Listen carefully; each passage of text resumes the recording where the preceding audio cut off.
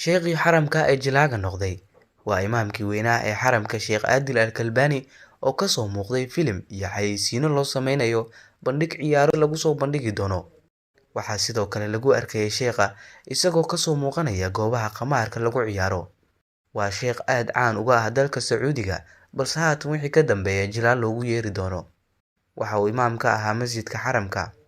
يومئذ بعضهم لبعض عدو إلا المتقين.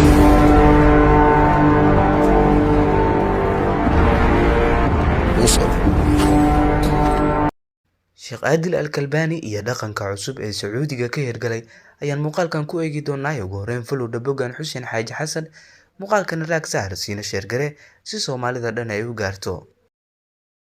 Imaamkii hore ee masjidka xaramka Aadil Al-Kalbani ayaa ka soo muuqday tusmo, boromo ama hordhac ku saabsan xayeysiin loo sameynayay ciyaar caan ka ah Sacuudiga oo lagu yeero Fili Combat kana dhici doonta dalkaasi Sacuudiga dhawaan. Aadil Al-Kalbani waa sheekh aad caan uga ah dalkaasi Sacuudiga, waana madow u dhashay dalkaasi. Waxa uu imaam ka ahaa masjidka xaramka, balse waxay dadku mar kaliya afka qabsadeen markii ay arkeen sheekhii weynaa oo ka soo muuqday filim xayeysiin ah oo lagu maamuusayay bandhig ciyaareed weyn kaasoo Sacuudiga ka dhici doono. Waxaa xusid mudan in bandhigyadaasi ay ku jiraan fanaaniin caan ah iyo sidoo kalena in heeso lagu soo bandhigi doono. Mid ka mid ah wadaadada ka falceliyay muuqaalka cusub ee Sheekh Aadil Al-Kalbani ayaa yiri, darajadii ugu sareysay ayaad gaartay sheekh, masjidka xaramka ayaad imaam ka ahayd, anaga gadaal baan kaga dukan jirnay masjidka, fursadna uma helin. Sidee ku dhacday inaad ka soo muuqato bandhigyo maharajaan ah iyo meelo heese laga qaadi doono, ayuu yiri wadaadkaasi. Sheekh Aadil Al-Kalbani oo sidoo kale lagu arkay goobaha qamaarka lagu ciyaaro ayaa waxa uu ka hadlay muuqaalkii uu ka soo muuqday iyo falcelinta dadka ka dhalatay. Waxauna yiri, qof dambigayga qaadaya ma jiro, qof walba waa tiisa kaliya, adigu ka dheerow wixii dambiya, ayuu yiri sheekhii hore ee hadda Jilaaga noqday.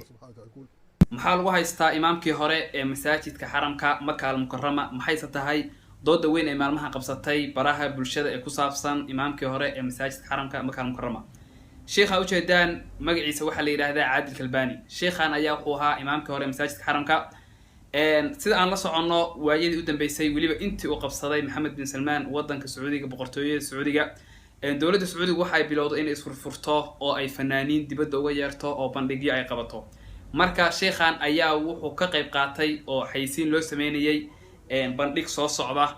wuxuu qayb ka ahaa ciyaar la yiraahdo wuxuu xayeysiinayay ciyaar magaceeda la yiraahdo Combat Fili, si ay dadku ciyaartan uga soo qayb galaan ayuu wuxuu u sameynayay bandhig oo dhan buu si guud wuxuu ugu sameynayay xayeysiin.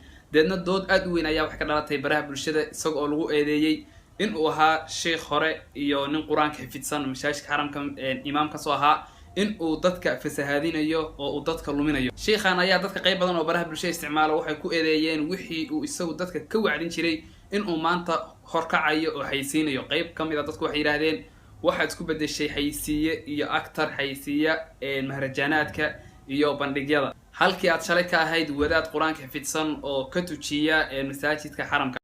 Bandhigyadan oo sheekhu xayeysiinta uu sameynayay oo dalka Sacuudiga uu wado ayaa ka mid ah barnaamijyo Sacuudiga uu ku marti qaadayo fanaaniin caan ka ah adduunka iyo jilayaal oo bandhigyo ku sameeya dalkaasi ama filimaan ku jila.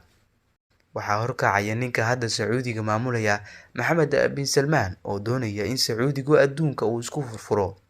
Maxamed bin Salmaan dhawaan waxa uu marti gelin doonaa bandhig faneed oo uu dalka Sacuudiga ku qaban doono mid ka mid ah fanaaniinta adduunka ugu caansan, Justin Bieber. waxaana xusid mudan in fanaaniinta iyo jilayaasha uu ku marti qaadayo dalka Sacuudiga intooda badan ay yihiin dad aan muslim ahayn. lacag aad u tiro badan ayuu ku bixinayaa si Sacuudigu ay u yimaadaan dadka magaca ku leh adduunka, taasoo la yaab ku ah dadka muslimiinta. dhaqamada dhaxal sugaha Sacuudiga Maxamed bin Salmaan waxaa ka mid ah in dalka Sacuudigu uu u sinaado adduunka oo dhan, gaal iyo muslimba. haddaba maxaad u malayn doontaa mustaqbalka dalka Sacuudiga oo ay ku yaalaan goobaha ugu qiimaha badan Islaamka? muuqaalka laagsaar siina sheer gare si muslimiinta dhan ay u gaarto. kusoo biir Bogan Xuseen Xaaji Xasan si muuqaalo kuwa la mid ah aad u hesho maalin walba. mahadsanid.